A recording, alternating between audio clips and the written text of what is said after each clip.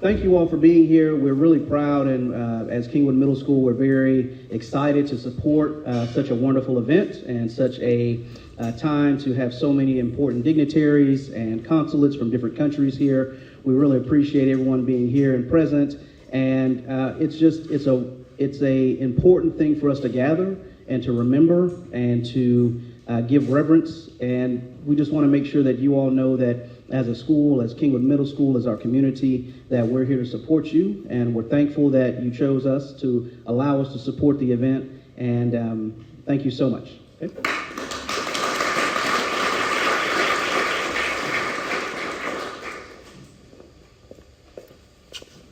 Welcome everyone on behalf of Mitch and Rosalie Jerome and the March of Remembrance Texas, as well as the Holocaust Remembrance Association. And welcome to all of our distinguished guests and friends today. You know, those who tell the story define the narrative and create the history. That's why moments like this are so significant, to keep telling the story. I was reminded of a friend who's Rabbi Emanuel Zadok, a rabbi in Israel, and he sent me this some time back, and I thought it was appropriate for us as we consider moments like this and remembering the significance of what we're doing together. He says, there is a well-known statement from the time of the Holocaust when Rabbi Oshry of the Kovno Ghetto was asked, may one recite the traditional daily blessing, blessed art thou, O Lord our God, who has not made me a slave? The wise rabbi taught that while the Nazis could take away one's physical freedom, they could never steal anyone's spiritual freedom.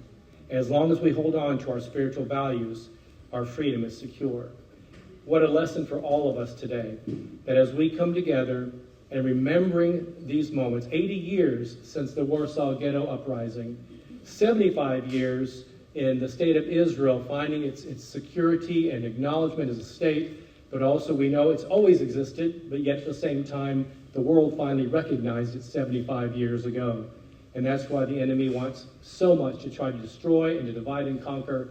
But I believe for those of us, especially those that are of faith and Christians as well, we need to stand with Israel, stand with our brothers and sisters, so we can say, not just in word, but in action, never again.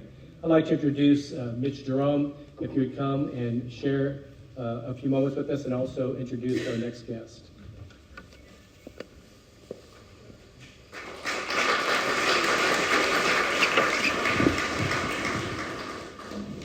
First, I want to just thank our volunteers. Are we still on? Okay. I hit a button, it's blinking. I don't know what that means. Like warning, thank you. The countless people that make this happen every year. And there's so many venues that we have. Here, the March site, and then down by the garden. Thank you for being selfless servants over and over. Countless prayer meetings went behind this, organizational meetings, you can imagine, and without you, it would have been impossible. So we thank you from the bottom of our heart. And we want to thank our sponsors that sow into us, that walk with us, and have done it for years. And if you would be grateful to support them in our community, because they are always outreach to us. That would be the Nathaniel Foundation. That would be Insperity Corporate, Dr. Anna Steinberger, Kingwood Emergency Center, Reconciliation Eagles, Diaz Roofing, Senior Source, Kingwood Rotary Club, the Crossover Project, World Affairs Council, Minuteman Press, and HEB. So we thank all of your sponsors here. Yeah. I'm here to read a letter from the March of Life founder, Job Spittner, but I want to preempt it with just sharing something to make it a little clearer. 17 years ago, a prophetess, would have been the proper name, from Mexico flew to Germany to deliver a message. And that message was going to transform this congregation. And it would unfurl an event that would be in 20 countries and 400 cities. And that message was heard by Jobst and Charlotte Bittner. Though they didn't understand it at first, and they didn't know how to unravel it, but once they did, it brought them to their knees. in repentance for the atrocities of the Third Reich, the government at that time. And what was the message? The earth cries out for the blood that was shed here. The earth cries out for the blood that was shed here.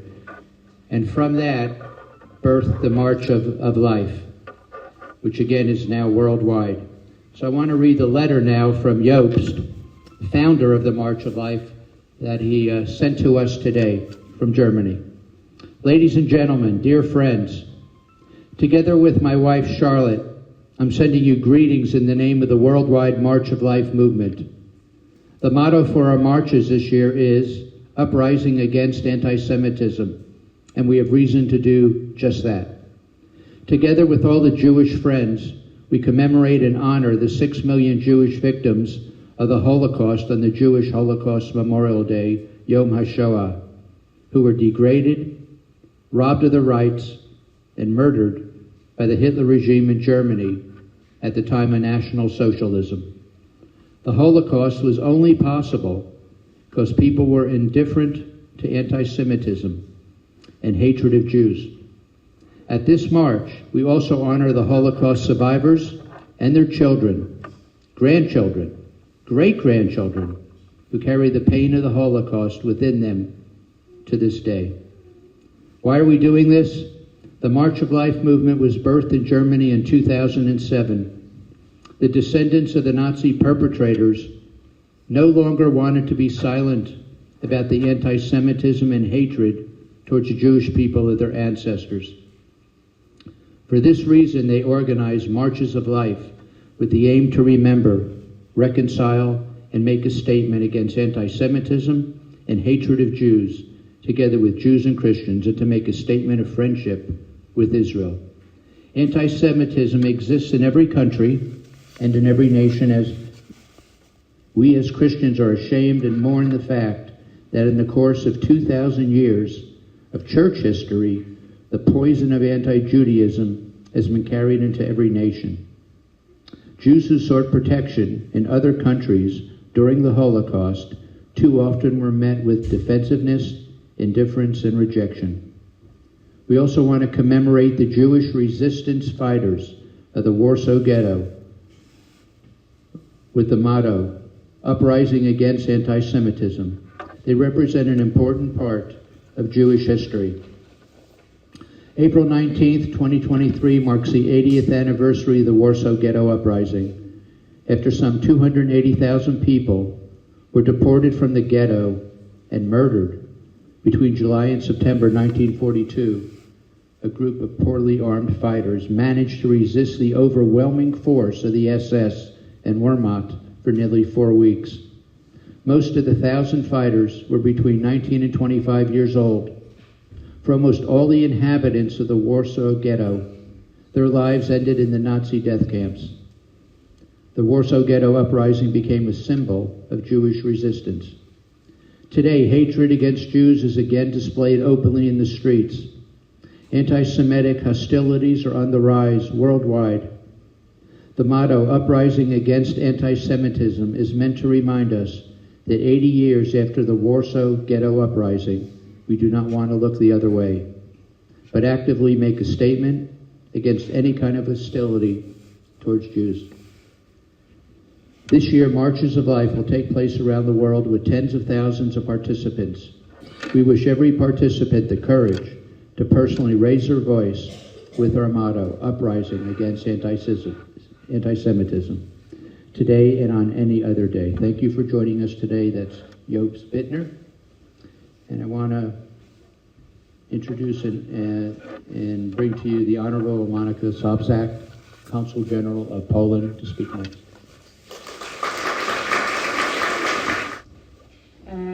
Thank you, Mitch, for these important words that the pastor addressed to us.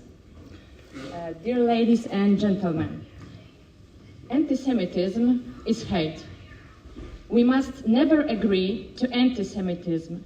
We cannot pass by any acts of anti-Semitism indifferently.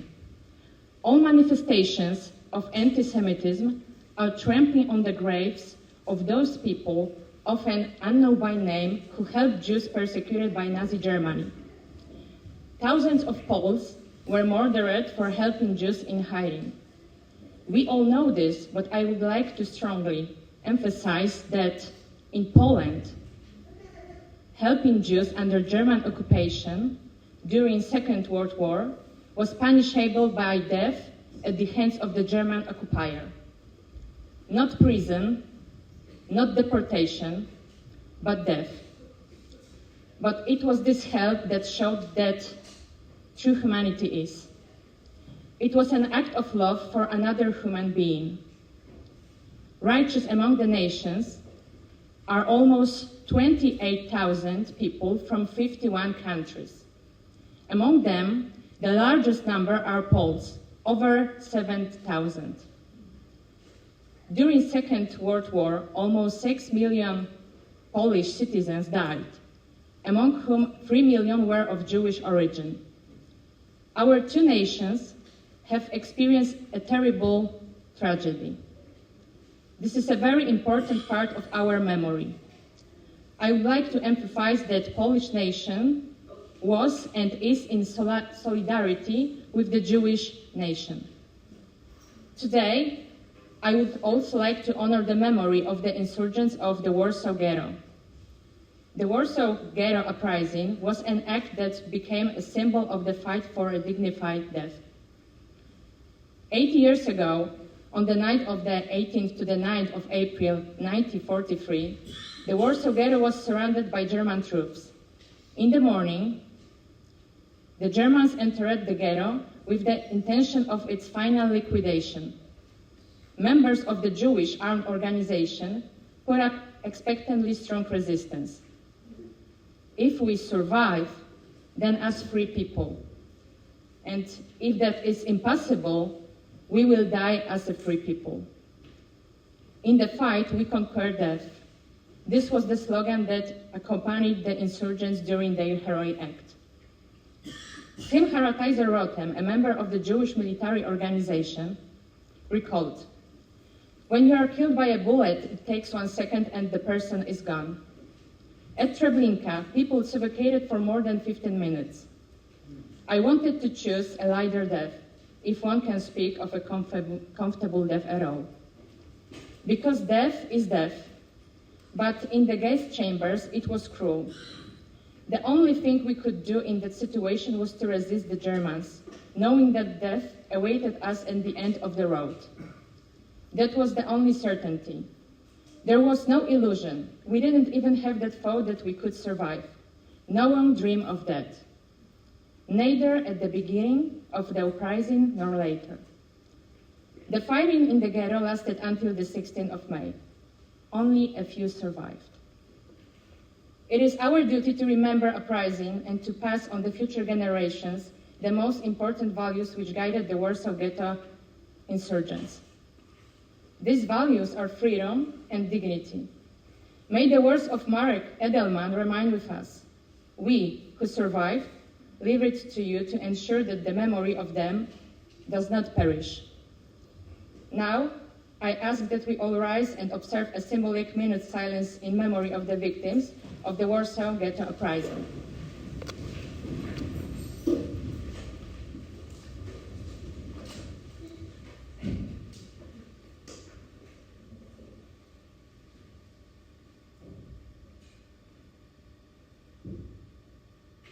Thank you.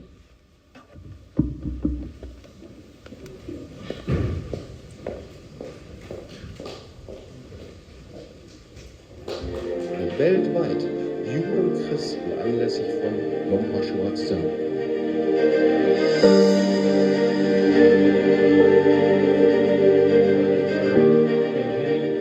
Consul General of Germany, what a great picture of today, the need for reconciliation, redemption, and healing for the future.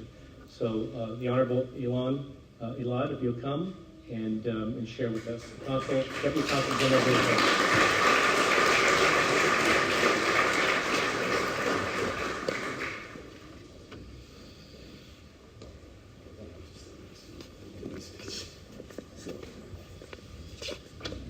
Shalom, everybody. Good afternoon. I'm going to start by saying that the siren you just saw happens every Yom Ha Shoah at 10 a.m. in Israel. And this year, because I'm here, I put up a wake-up call for me at 2 a.m. to wake up to stand with the radio on, the Israeli radio on, because it's so embedded in our culture that no matter where we are, what we do, we need to remember every time, every day, all the time. So this siren once a year is another reminder for us. It's a huge honor to be here, to represent the State of Israel on this solemn occasion to commemorate the victims and liberators of the Holocaust.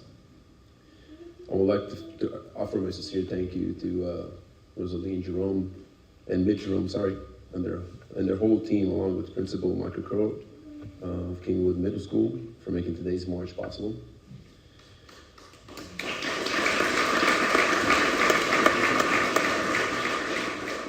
I would also like to thank my fellow diplomats from Germany, from Poland, from the Ukraine, and from Hungary for being with us today on this very important day.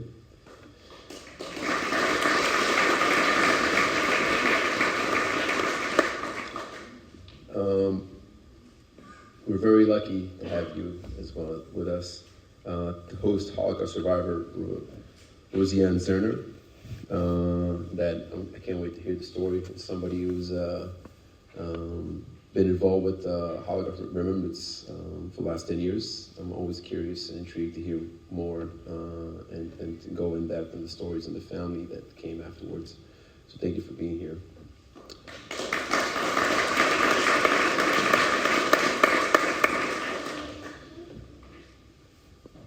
Last week, when we marked Yom Ha Shoah, it was a very emotional day in the Jewish community around the world. The Holocaust and the horrors visited upon us, upon the people during that dark time, are a shared trauma that binds Israel and the diaspora together. For we all have been impacted and can each speak for the ways in which it has touched our lives. As a representative of the Israeli government, I have the unique responsibility of representing both the State of Israel and the Jewish people. Yom Ha Shoah is a day that I feel deeply connected to as that representative. It gives me great hope to see efforts such as this to continue and mark and to witness what we saw in the past that will not be happening in the future for any nation. One of the things that I admire most about the Holocaust Remembrance Association is this emphasis on turning bystanders to upstanders. It goes beyond the simple recognition that all it takes for evil to succeed is for good people to do nothing. It empowers individuals to find the courage within themselves to stand up to senseless hatred and those who wield it. I would be remiss if I did not also highlight that this is a day that we must recount the atrocities which were also carried upon minorities, communities, LGBTQ population, people with disabilities, and other religions and ethnicities around the world. We link arm in arm with their descendants as we grieve the immense loss and the suffering we shared in those dark times. May their memory be a blessing. This is especially important Yom Ha Shoah, as this is the 80th anniversary for the Warsaw Ghetto Uprising. This is one of the dates that was considered to mark Yom Ha Shoah. In Israel and in the world, you have two Holocaust Remembrance Days. One is in January, that's stating the liberations of Auschwitz-Birkenau. And the second one is the Israeli one. It's talking about our resilience, talking about us becoming fighters. We want to stand up for what we believe in, for our life. And this is the date that was chosen in the Israeli society, Israeli community. The Warsaw Ghetto Uprising remains a symbol of Jewish resistance and the struggle against oppression. of the multitude of lessons we can glean from the story is the incredible strength of the Jewish people in the face of extreme adversity and hopelessness. It resonates with the stories of Holocaust survivors and their legacy of extraordinary personal strength, and persistence of hope. Sadly, this work is desperately needed today as anti-Semitism is once again on the rise. The ADL just recently released its annual audit of anti-Semitism in America. The statistics are profoundly troubling. According to their research, anti-Semitic incidents in the US alone jumped to a record level last year, up 36% from the year before. Now, this is the third year out of the last 5 years that it reported of episodes of anti-Semitism has been on the rise. From distribution of hate, propaganda, threats, slurs, vandalism, and assaults. We're the most on record since the ADL began tracking such incidents in 1979. The ADL found reports of 3,697 anti-Semitic incidents in 2022. Unfortunately, Texas is in the top 5 states that have encountered the most anti-Semitic incidents nationally. This year's theme is Uprising Against Anti-Semitism. I believe that as we gather here today to mark this lasting tragedy, that we also take a moment to recognize the progress we continue to make against anti-Semitism, Holocaust denial, and anti-Zionism. Extraordinary work is being done daily to keep the memory of the Holocaust alive, as well as confronting anti-Semitism. One of them, as you saw, March of Life and the March of Nations. I'm sure many of you here know just how united a front the Jewish community has put up to combat anti-Semitism, with Jewish organizations across the nation actively opposing this hate in coordinated and effective ways. But there's much to be done. As well, Holocaust education is being mandated in a growing number of states across the country to make sure the legacy and lessons of the Shoah are continued to be taught to the next generation. At the national, state, and local level, task forces are being formed to not only track incidents, but also to find solutions. We have also built strong relationships with community leaders across the religious spectrum who work to eradicate anti-Jewish sentiment while teaching lessons of tolerance and coexistence. It is through this coalition that we can forge a more kind future for the next generation.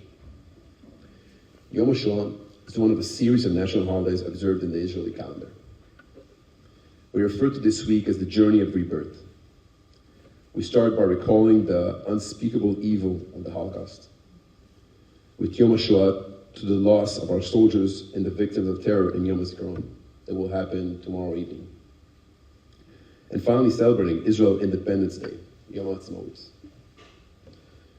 It recounts the trials to triumph, to make up the Jewish experience and the eventual reestablishment of the State of Israel.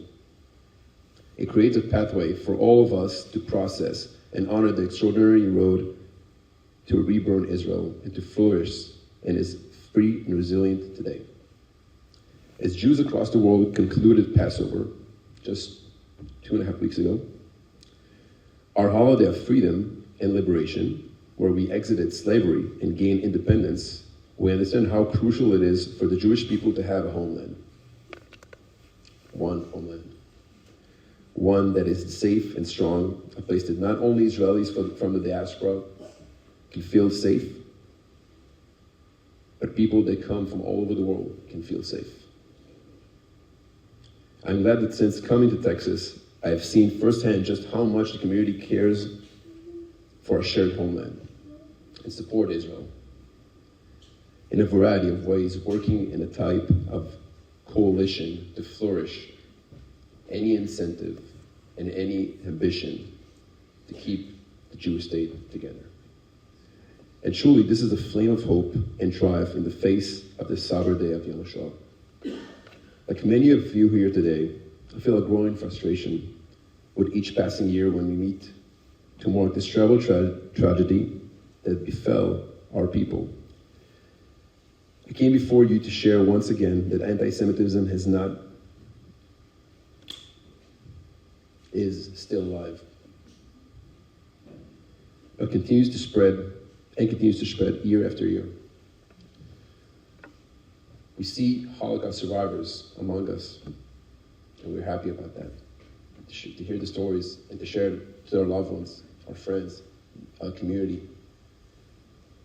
But it's our own responsibility to take that story and bring it to life to people that are not in this room, to see how we can take the torch of memory and pass it along to one another, to the second generation, third generation.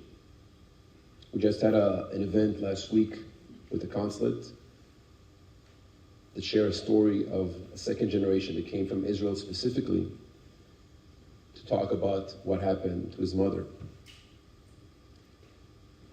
She passed away in 2018, so he talked on her behalf.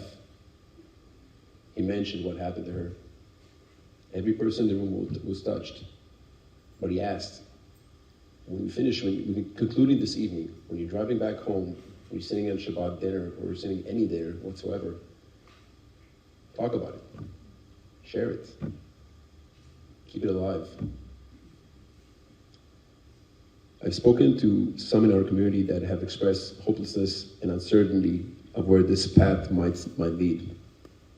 However, it is demanded by the victims that we honor today that we do not give in to those emotions, but instead focus on the themes we mentioned today, among them uprising, commemoration, rebirth, and healing. It is in that spirit that we continue together as we contemplate the weight of history and march on through the struggle to the promised land.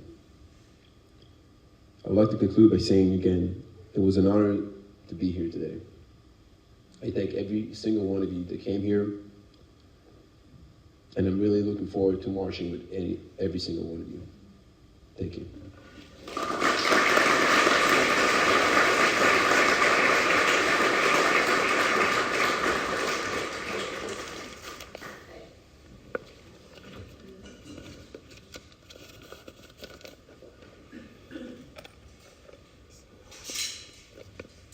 Good afternoon. Rosalie Mitch, ladies and gentlemen, thank you very much for having me. And actually, when I'm going to read my remarks, it will resonate a lot of what Elad said.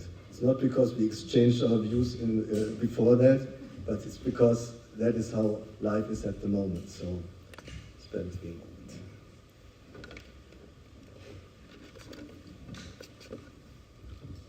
Ladies and gentlemen, I feel humbled by your kind invitation to be a speaker on this occasion today. Holocaust Remembrance is one of the most important commemoration dates in the international calendar, even more so for Germany and especially for a German diplomat. 6 million Jews were killed by Germans in Nazi concentration camps, 1.5 million of them being children. These figures are carved into the German consciousness and bear special responsibility for all Germans. Germany acknowledges the responsibility for the atrocities committed during the Holocaust. During the course of my career, I worked in a number of restitution and compensation programs and therefore had the privilege to meet Holocaust survivors and learn about their stories. These stories and testimonies of persecution and survival are of paramount importance for all of us. Among many other things, they remind us never to forget and to warn us to be vigilant. I have the utmost respect and admiration for survivors, for their children and grandchildren who are willing and able to talk about their suffering and loss of family members and friends during their ordeal. Especially we Germans have the obligation to remember what has happened and pay attention to what can happen and make it part of our political, but also our personal DNA. Unfortunately, Europe and other parts of the world have seen an alarming rise in anti-Semitic incidents recently. 9 out of 10 Jews living in Europe believe that anti-Semitism has increased in their country, according to a study conducted by the European Agency for Fundamental Rights. 38% of Jews are considering emigrating because they don't feel safe as Jews in the European Union. They fear being physically attacked and hide symbols that could identify them as Jews. 44% of young Jewish Europeans experienced anti-Semitic harassment. Anti-Semitic incidents rose in many European countries, especially in the ones with large Jewish population, also in Germany. The numbers have to alarm us and have to be firmly addressed. So allow me to say a few words on how Germany is dealing with this challenge today. And you saw in the video a number of these young people who were addressing and apologizing for their grandparents. And I think part of what Germany was doing and is doing is a result of that. The school curricula, National Socialism and the Holocaust is a compulsory subject in all 16 federal states of Germany. The school curricula also include classes on the relationship of Jews and non-Jews in the course of Western history. They learn about other times of persecution of Jews in ancient, medieval, and modern times. It also shows the strong imprint of the Jewish people on the development of European culture in the field of science, literature, fine arts, music, and philosophy, etc. Lessons on the Jewish religion, philosophy, and ethics of today are also part of this. The students learn about the circumstances that benefited anti-Semitism prior to the war and about World War II itself. Also included is education about the different kinds of Nazi camps, especially concentration camps and extermination camps. Resistance against the Nazi regime is also on the agenda. Given all this, it is safe to say that no student leaves school without having learned something about this darkest chapter of German history. In addition to this, the German government and its federal states have established many institutions, initiatives, programs, laws, concepts, roundtables, and other projects, all aimed at fighting anti-Semitism. One of the most important institutions is the Federal Government Commissioner for Jewish Life in Germany and the fight against anti-Semitism. His task is to coordinate the actions of the government in this fight. Also on the state level, all federal states have appointed similar commissioners.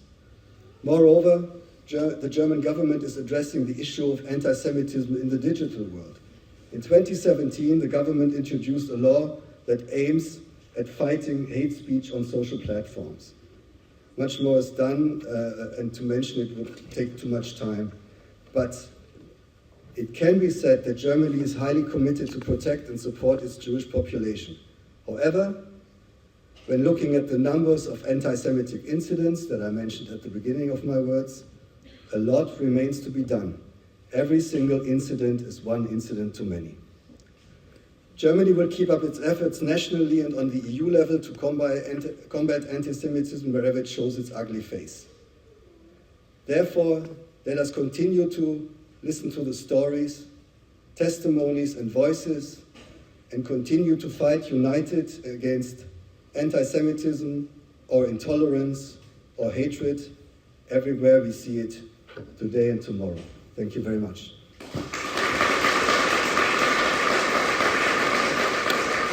You know, this is the 80th anniversary of the Warsaw Ghetto Uprising.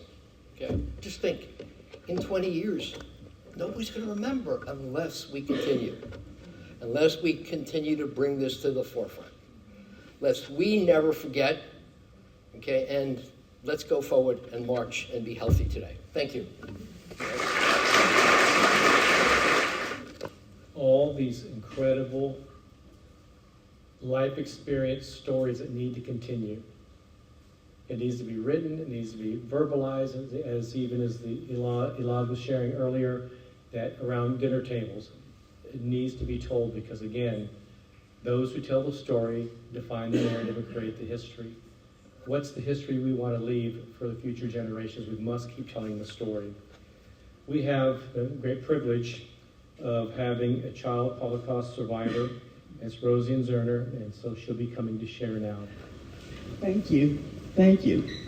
I find it very hopeful, in spite of the statistics quoted today, that I'm following at this podium where just a minute ago stood the Israeli Consul General and the German Consul General, and they embraced each other. So reconciliation is something that is needed. It's needed between people, it's needed between countries, it's needed in the world. So I hope that when you go back today, you will be part of the process.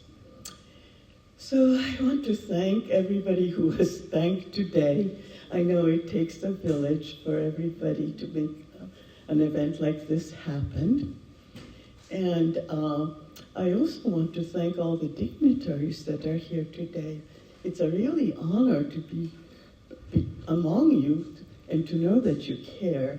And so I really want to applaud you for being here.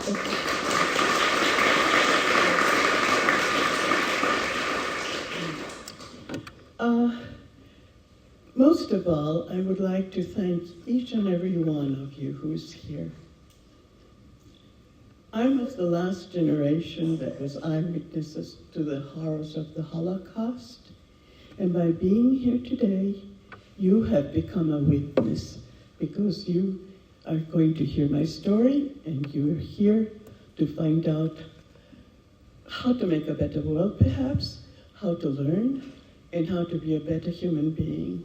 So thank you so much for being here, but now you have a responsibility, because as a witness, you can go out and be the prophet and help others see the truth, because so much in the headlines is misleading, and so much in everyday interactions is conspiracy theories and untruth, because so many people, countries, organizations have agendas, and they don't always go with the truth on that.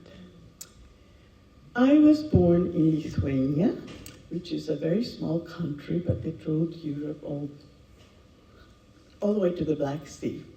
Lithuania fits into Texas 10 times, so you can see how small it was. It's kind of a funky country. It has the longest spoken language in the world today.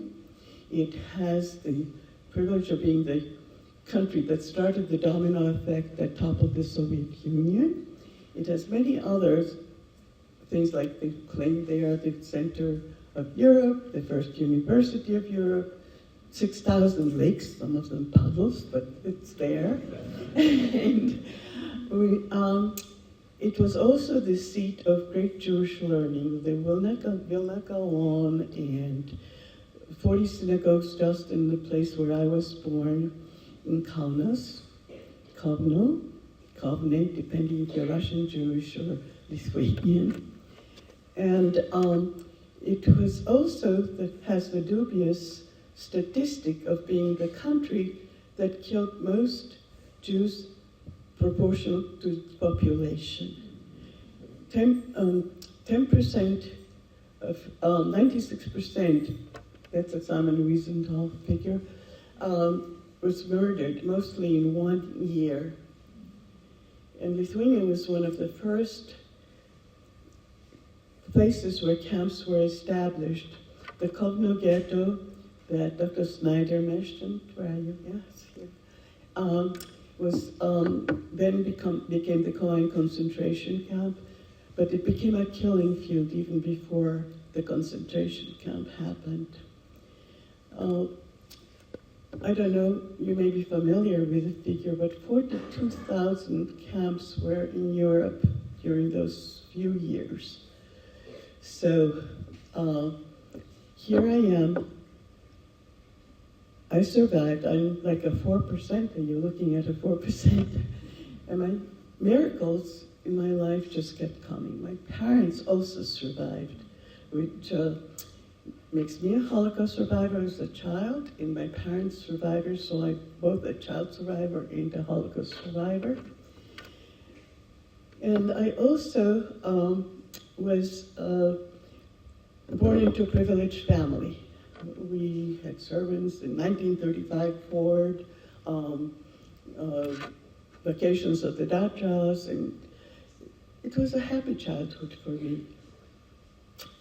And then we had nothing. Suddenly, we were interned in the Kovno Ghetto, and we had no nothing. We were like in a 10 by 10 little space. We were going over each other. The ghetto was in a slum of Kovno. It had about 700 calories per person of what they called food. Thank you. I've been talking too much outside. Of course, no heat in one of the coldest winters known on record in Lithuania. And I remember we tried to get water from the snow, and we had to hurry to put it to our lips before it froze again. It was like an adventure for that.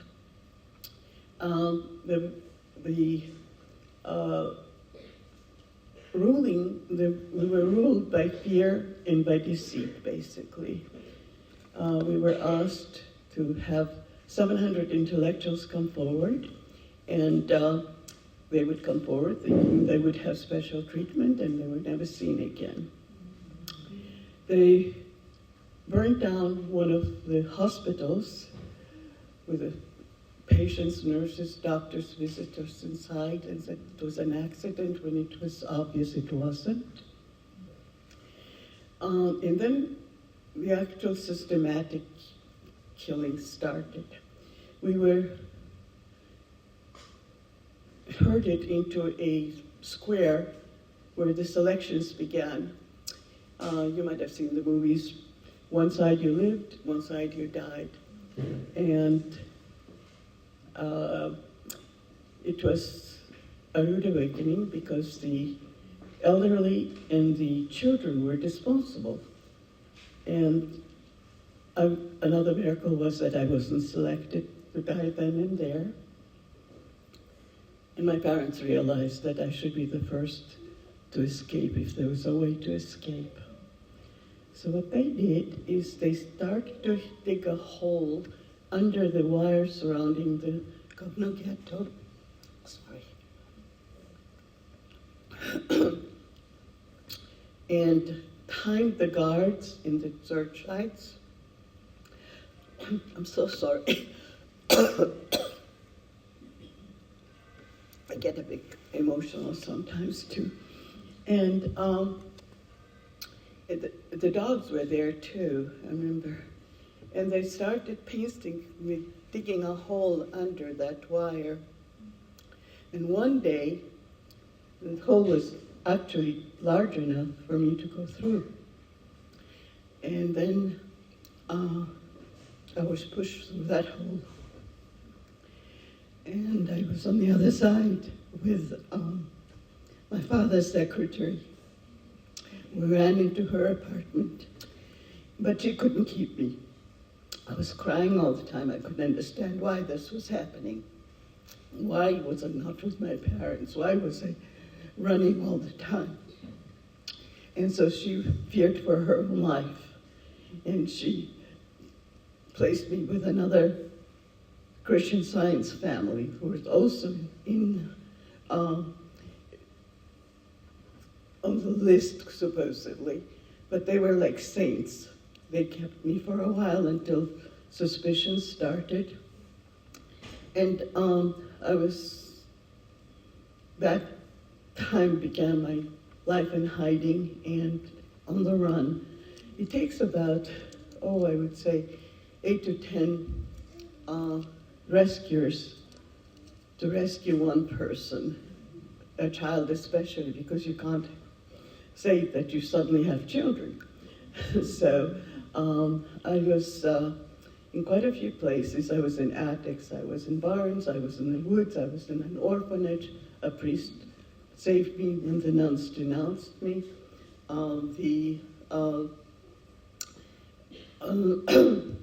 And I was baptized. I was totally unaware of why I was being persecuted. I was trying to be a good girl, and I was, this whole thing was incomprehensible then, and actually incomprehensible to me now. How could this happen? But I see that sometimes from the headlines you see that the lesson of the Holocaust has not been absorbed by many ways. So when I was hiding on a farm where I was picking apples and herding sheep and really having the best life because there was enough to eat finally in this one place. And I started calling my rescuer their mother. And then the secretary of my father used to come with the pretense that I was her illegitimate child. And so I had to call her mother. And then my mother actually visited me 3 times while I was in hiding on the farm. And once she brought me this doll she had knitted from scraps of wool. And it was my only toy during the entire war. I kept it until it disintegrated. I think I was a teenager by then.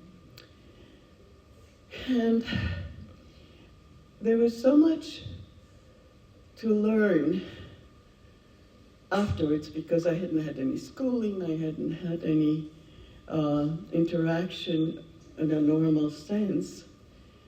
But after liberation, we left Lithuania. It seems that in Europe, every country the Jews wanted to leave because they always thought somewhere else was better. But of course, all of Europe was all together. And the lesson that one needed to learn from the Holocaust is that it shouldn't happen to begin with, but it did happen. And everybody needed to see it as a beacon for something else that needed to be changed. But it's hard to see that. And today on Yom Ha Shoah, basically that's what we remember. It's a Yom Ha Shoah season, and we remember Warsaw, we remember all the 6 million, 1.5 million of them children, innocent children who were murdered during the Holocaust. We remember all the grandmothers, mothers, aunts, uncles, everybody who was part of this. I've lost 40 members of my family. We also remember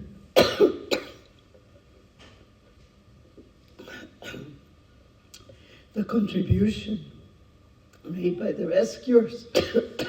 I apologize. This has never happened before.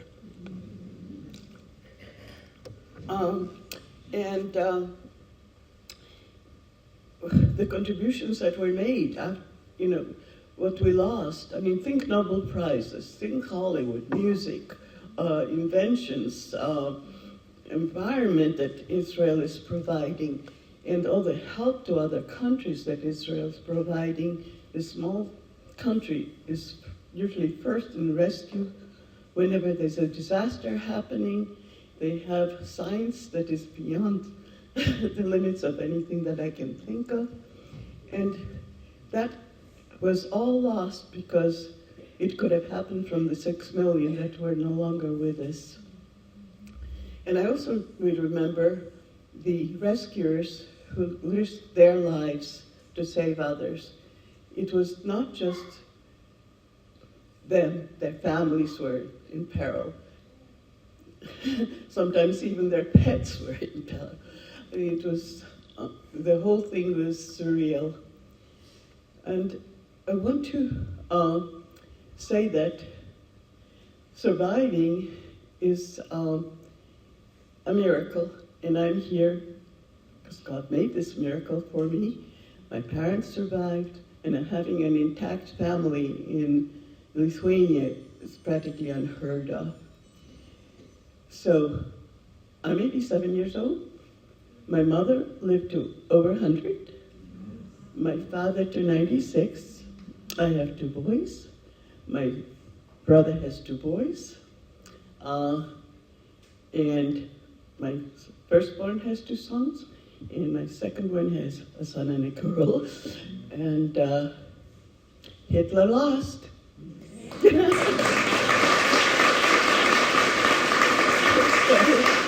seen it through the stories in the Bible. You've seen it happen again after World War II. And so anybody who thinks that it's going to be any different, wrong. So that is all part of it. And I want to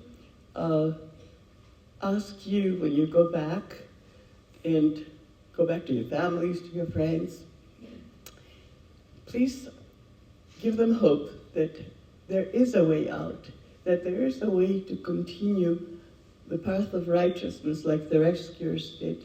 There is a way to make it a better world. We as Jews are commanded to make a better world, tikkun olam, and also to remember as a whore. So this is something that needs to be spread to whoever you can, because you need to stand up for truth. You need to stand up and be righteous yourself, because you have the potential to do that. These were ordinary people that saved me, and they became extraordinary. And there's a spark in you that you can count on. I mean, Mother Teresa said, and I'm paraphrasing right now, that even if there's just one drop in the ocean would nevertheless be less because of that one drop. So if you think you can't do anything, think again. You can go out and be the prophet. You can be the messenger and the message. You can be more than you can think, because we have no limitations except our thoughts. So I hope that you will hear the hope in my talk, in spite of all the suffering, in spite of all the headlines that are out there today to the contrary, in spite of the anti-Semitism, which is a plague. I mean, it begins with the Jews, but it doesn't end with the Jews. And I want to leave you with the probably most spoken word in Israel, shalom. It means hello. It means goodbye. It means peace. Peace like in the world and in your hearts, from mine to yours. Thank you. If you save one, you save the world entire.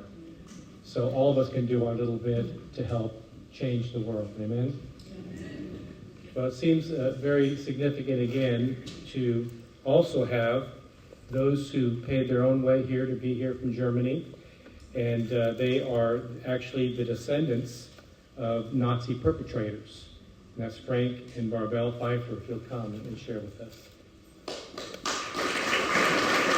We heard about the founder of the March of Life movement. It was very moving to walk through the streets of Berlin, where 1 week earlier a demonstration was of many people who called loud the death of Israel, the death of the Jewish people. So we walked together with politicians there. We had a big stage in front of the house of the Chancellor's house, Olaf Scholz, and together with politicians, with Holocaust survivors, we announced publicly that we are against anti-Semitism and the rise of anti-Semitism. So we are privileged to be here, and it's very moving to stand here. So I was born 1969, and I was raised up in a family with the spirit of anti-Semitism, and that had a reason. So my grandfather, his name was Ernst Hamann, and some of you know the name of the Bible of an anti-Semitic person, Haman, and it was the same spelling with a double N, and this was the spirit of this man. As a child, you can understand, I didn't know what is a Jew, what is people from other nations. I was raised up in a little village, but the whole atmosphere was full of anti-Semitism. Every time when we had family reunions, I heard negative voices against Jewish people, against black people, against foreigners, Polish people. And the same attitude was in my own heart. I didn't know nothing about the war. My grandfather was completely silent. He never withdrew from what he has done in the war. And to mention this, he had cancer in the throat and it was operated out, his voice, he couldn't speak anymore, only with a machine. And I understand today that this silence was also a physical silence, not to speak about the cruelty. My grandfather was, before the war, a leader. The area of whole Moldavia, he was raised in Romania as a German, and he was in the Hitler Youth, a leader of a couple of hundreds young people. And the area, I've seen it on the map, was today Moldavia and the North Romania, Bukovina. From there he went to Germany because he didn't want to go to the Romanian army, and he by free will entered the weapon SS. And he got an officer in the SS, weapon SS, and from there, all over Europe, his unit, a death head unit, he was a sniper and he was fighting against partisans. This is what he personally told me. He didn't want to speak about the war. He said, it was a hard time and I had to fight partisans. That was all I knew. But from research and from the government in Germany, who has archives, I got a lot of records with picture of my grandfather, with details, with the date, where he has been. He has been in Lithuania, in Latvia, in Estonia. He had been in Russia. He had been in Poland. He had been in France, in Holland. He had been on the Balkan. And his death head unit was responsible for crime, war crime. And in the internet you can read it was specially against Jewish people. I'm standing here with a broken heart. I only can say I'm so sorry. My grandfather never withdrew from the guilt. But I understood that this was wrong. And as I hear your testimonies, how deep the Holocaust today is still in your heart. The shadow of the Holocaust is still in the second and third generation. I only can say, as a German descendant of a Nazi perpetrator, I'm so sorry what this generation has done, that you as Jewish people didn't meet your uncles, aunts, you didn't grow up with family, because our grandfathers murdered and killed. I want to express that also. I know, but we together go on the streets with our daughters and we raise up our two beautiful daughters in the same attitude that we have today. We withdraw from the attitude of our families. We love Israel, we love the Jewish people, and so our firstborn daughter, she just arrived back from Israel 2 years. She was a volunteer in a handicapped kindergarten for children. And she invested to say never again anti-Semitism through our life.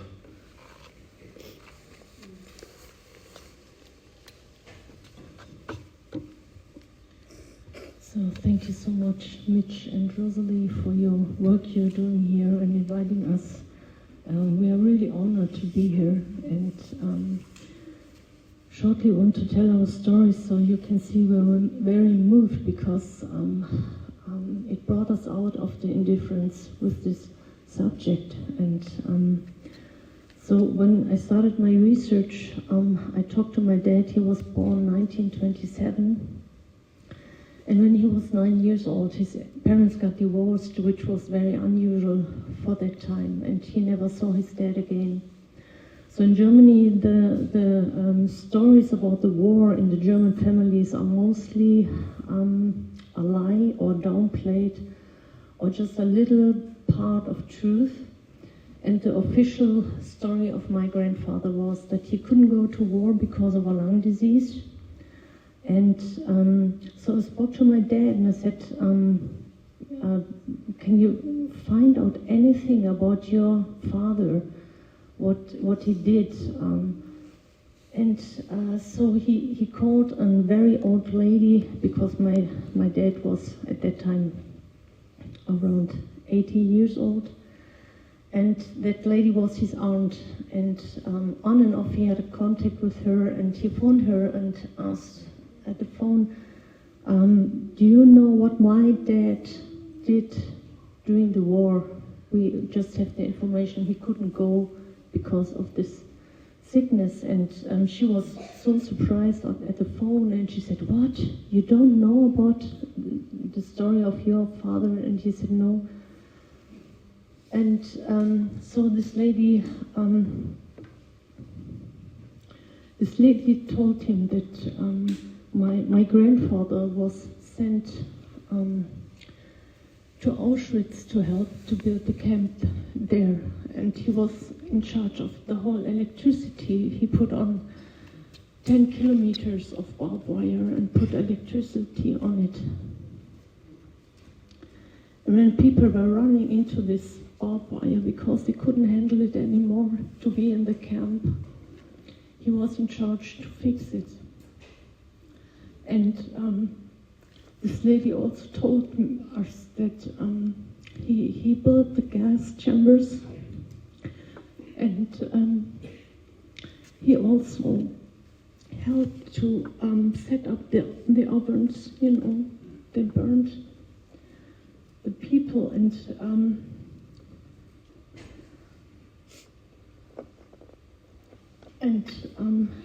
So I brought you a picture. This is him. And this is my father. And my father helped me doing the research, and he wanted so badly to go to Israel. And when he became very sick, he became cancer, and so he talked to me and my brothers, and he said, I want to go to Israel. I want to talk to the Holocaust survivors and ask them for forgiveness. And we said, yes, do it, go on. And so my dad went to Israel, and he had several meetings with Holocaust survivors. And when he came back, he had such a bad condition, and at the airport I looked at him and I said, Dad, I can't bring you home. I have to drive you directly to the hospital. They have to look after you. And so I drove him to the hospital, and 10 days later, when he came back from Israel, he passed away. And but the thing was, the day he passed away, it was Yom Ha Shoah. And for me, it was such an honor. It was a hurt to lose my dad, but on the other side, I was so, I said, thank you, God. You chose that day. He just came back and from Israel and asked the Holocaust survivors for forgiveness for what his dad has done. And I was so proud of him, And then I was doing the research because I had just the phone call from this aunt, and we find a paper. It says that he was not just a couple of weeks in Auschwitz, he was there for 2 years, and he saw everything. And so this is the picture in the back. And we are here and telling our stories, and find the words our grandfathers never spoke out, and to say we are so sorry for what they have done. And so thank you so much for having us here and telling us the stories.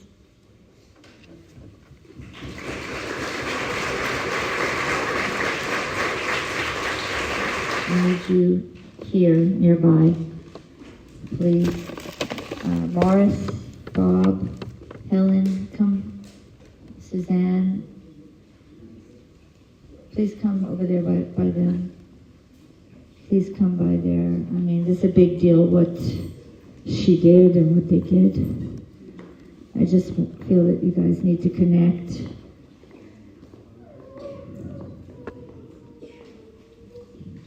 Just, if you're Jewish, please help Roseanne go there for a minute. And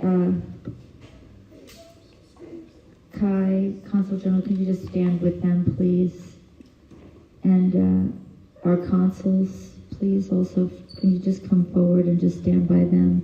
Consuls from Poland and Hungary and Ukraine, because just to be with them and with our survivors, you guys can hug, whatever. Jeff, Dr. Goldberg, you can come forward, please. Charles, if you're a Jewish person, please come forward. I know just as a Jew, I've always felt, you guys just can go connect with them, please. Even if you were not a survivor or your family weren't survivors, it's like in the Jewish DNA that we have a problem with Germans. And look at what these people have done. These are not just because of their family's past, but they did one thing, but we're talking about, are they not upstanders? Can we give them a hand, please?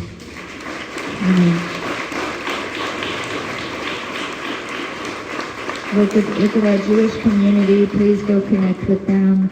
Give them a hug, all of you guys. And don't forget to connect with our consuls who made the point to come here.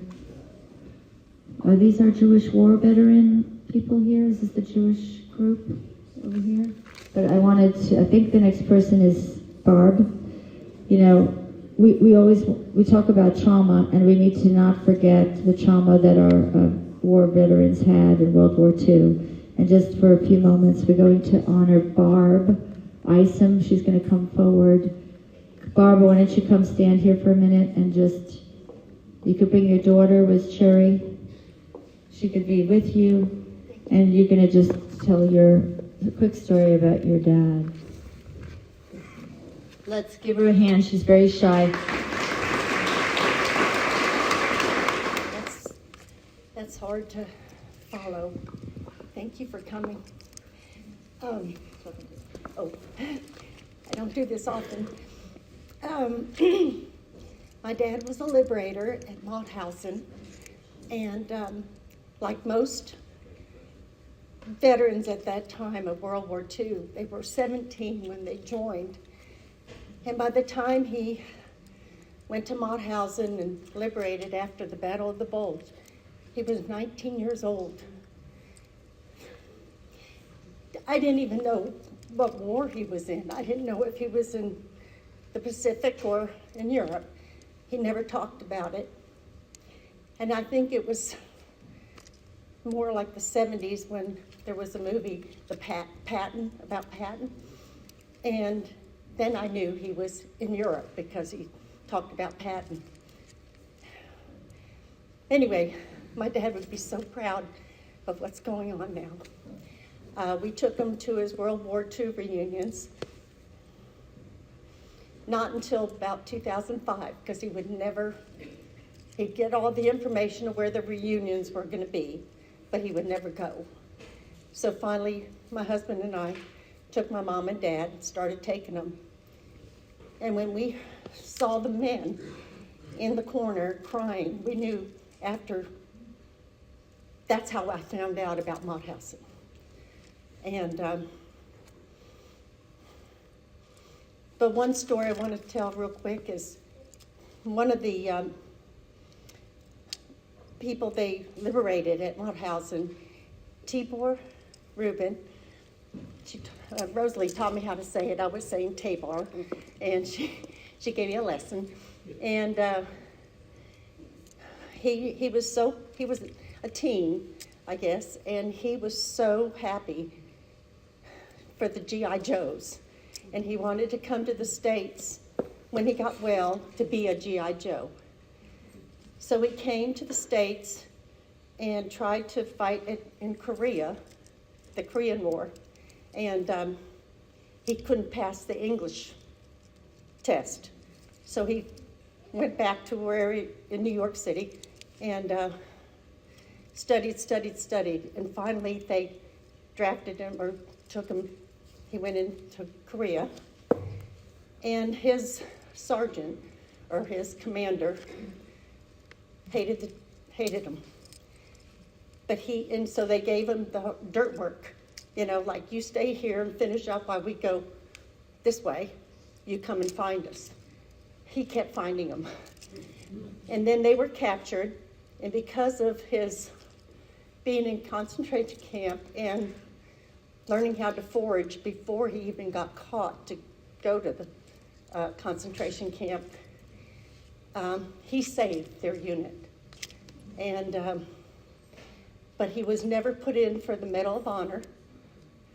And Korea was in 1950s, whatever. It wasn't until George W. Bush Jr.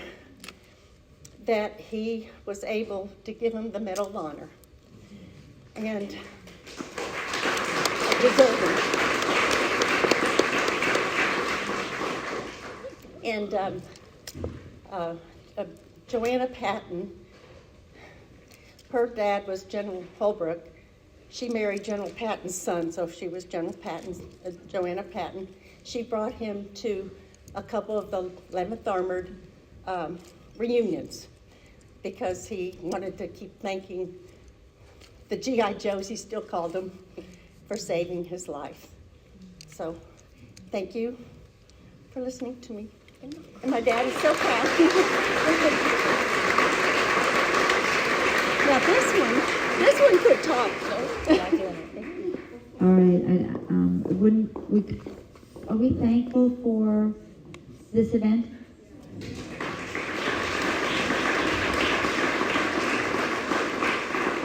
It's nice to see you guys here. I did want to honor two more people before we have Officer Kalinga get us to go marching, right? We want to walk, we want to be public, not just hidden, right? Public against anti-Semitism was for that.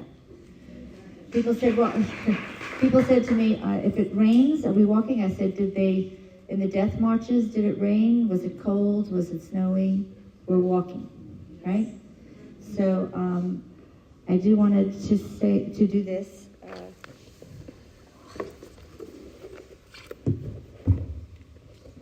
This is just a little something for you, Principal Curl. Can you come up real quick?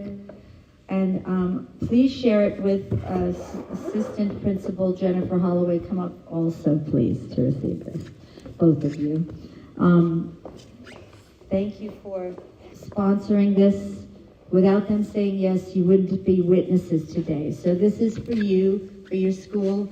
It says you have the 2023 March of Remembrance Upstander School Award. And this is a quote from Elie Wiesel. We must take sides. Neutrality helps the oppressor, never the victim. Silence encourages the tormentor. You guys were not silent.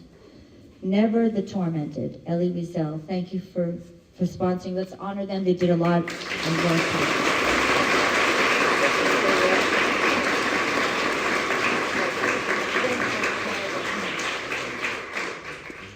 And then I'm overseeing the Texas marches, and I'm really into making sure that the marches are done in schools. Don't you think that's important?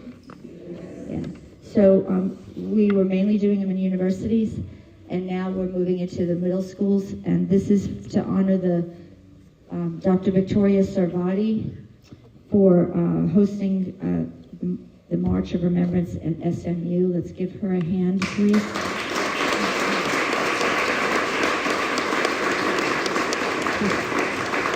Yeah, this is the Upstander Educator Award. Just to let you know, she doesn't have to do a darn thing. She doesn't have to lift her finger and do anything. Not today. Not today. But she's very active fighting anti-Semitism in the schools and in churches and coming against Christian anti-Semitism as an educator. So let's give her one more hand, please.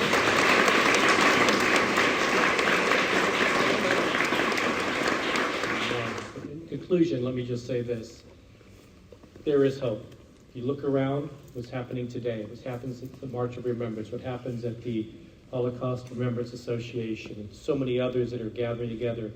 And the beautiful picture today reminds me of Micah chapter 4, when the prophet Micah says, there will come a day when all people will come to the mountain of the Lord, to Zion, to the mountain of the Lord, and put aside their weapons of warfare against one another, to take up harvesting tools together.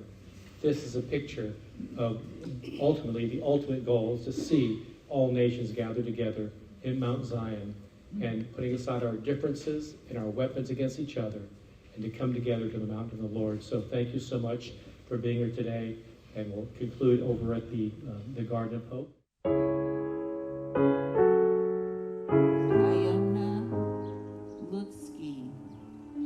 Place of death. Auschwitz. 5 years old. Ski. Chernobyl. Place of death. Place of death. Theodosia. 6 years old. Northland Esser. Israel.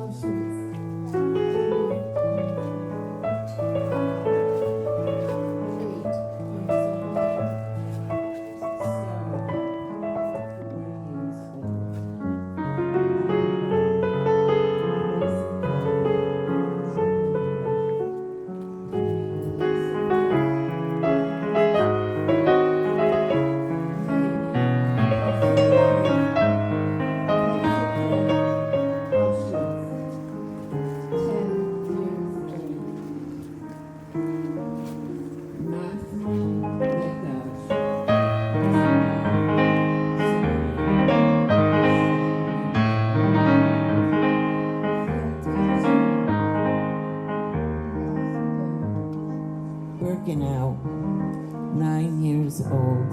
Technica. Place of death. Majdanek. 8 years old. Arel Noyak.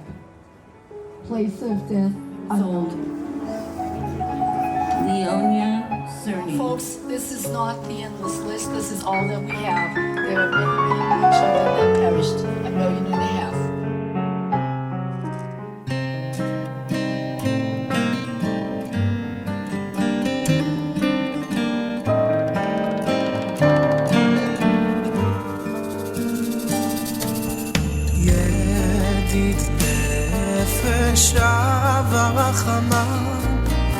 ידיד נפש הרחמה משוכבתך אל רצונך משוכבתך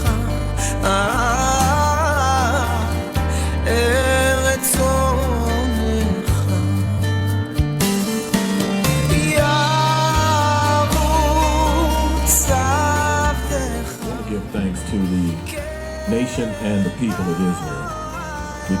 Because of them, I have a spiritual life. And I just want to say thank you to them also. You know, the thing about history is in order to know where you're going, you have to know where you come from. And so that's why this is very important that we continue to share this march. Members of the Holocaust Remembrance Association and their allies are committed to reversing this trend, standing united against hatred and bigotry. Recently, the organization began construction of the Holocaust Garden of Hope. And we can better be prepared to confront the legacies of genocide and the modern manifestations of anti-Semitism and prejudice. And the March of Remembrance in Kingwood serves as a fitting opportunity for residents of the Houston area to show their support for this important cause. Now, therefore, be it resolved that the 12th Annual March of Remembrance in Kingwood be commemorated, and that the Holocaust Remembrance Association be commended for its efforts in organizing this event. And it's signed by me, my state rep, Charles Cunningham, and to you, Rosalie. Thank you, Lord. I'm the Deputy District Director for State Senator Brandon Creighton, and I'm honored to be here on his behalf and to present this to all of you on his behalf. In honor and recognition of the 12th anniversary of the Holocaust Remembrance Association's March of Remembrance, Senator Brandon Creighton issues this official recognition on behalf of the Texas Senate, signed Senator Brandon Creighton, and affixed with the seal of the Senate of Texas. Dear students, if you visit Budapest and go down to the Danube River bank, just by the parliament, you will always see a crowd of people standing by the river. They are not staring at the historic castle of the Hungarian kings on the other side, or our Statue of Liberty on top of Gellert Hill, but they are looking down on dozens of abandoned shoes made of bronze, left side by side at the edge of the bank of the river. Their bodies were washed away by the icy river.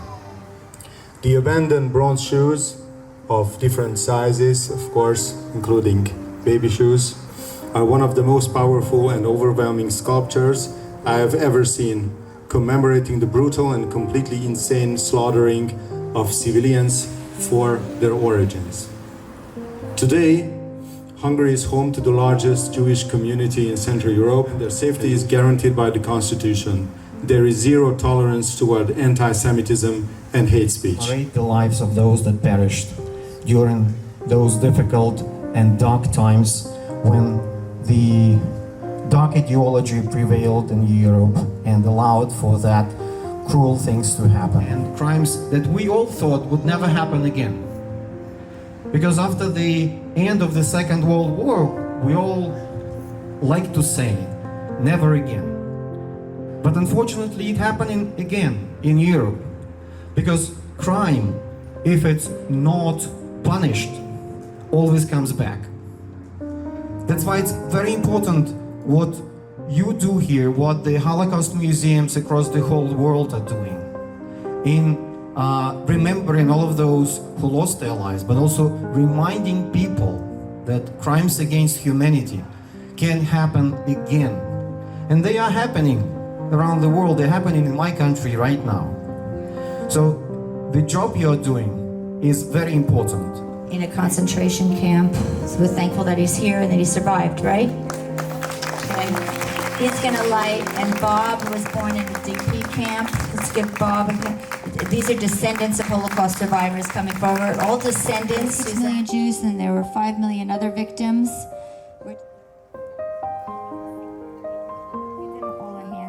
Standing up for righteousness and a never again. Thank you for coming forward. You can have a seat. So, international leader of education. Nazi Germany, no. There were teachers who said no to that. So, there we go. Ministers who risked their lives from all over the world, Europe, hiding Jews and helping them. All different types of residents.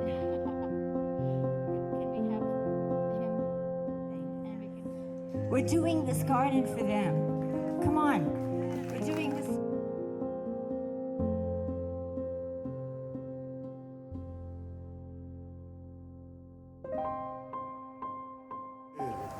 בעגלה ובזמן קריב ואמרו אמן. יש מרבה וברך לעלם בעלמי עלמיה. יתברך וישתבח ויתפאר ויתחומם ויתנשא. ויחמתה דן בירן בעלמא ואמרו אמן. עושה שלום ממרומיו, הוא יעשה שלום עלינו ועל כל ישראל, ואמרו אמן.